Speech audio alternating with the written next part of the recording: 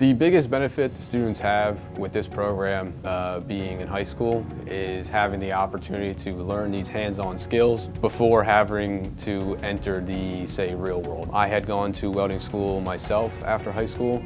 I spent a lot of money, I spent a lot of time, and had to work a job on the same schedule as that. So having the opportunity to learn these skills without having to monitor all the other extracurricular stuff after high school is the biggest plus. We have students that can come in, learn how to weld a 3G plate, then get a job anywhere from $20, $25 an hour right out of high school.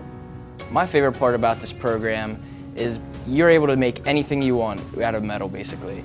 You're able to work with your hands all day, and you're able to work with some pretty fun people.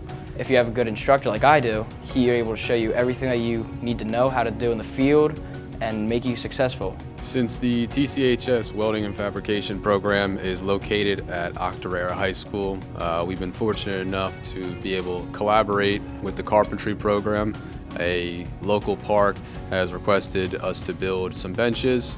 The metal program, we built the frames, and the carpentry program did all the painting and wood mounting for the benches. It's cool to see two schools come together and be able to give back to the community. My favorite part about being an instructor at TCHS, besides being surrounded by welding and fabrication, something that I was involved with for many years in the trades, is seeing young individuals come in not knowing a certain set of skills, building their confidence up, seeing them grow, and having them leave the program with a successful job.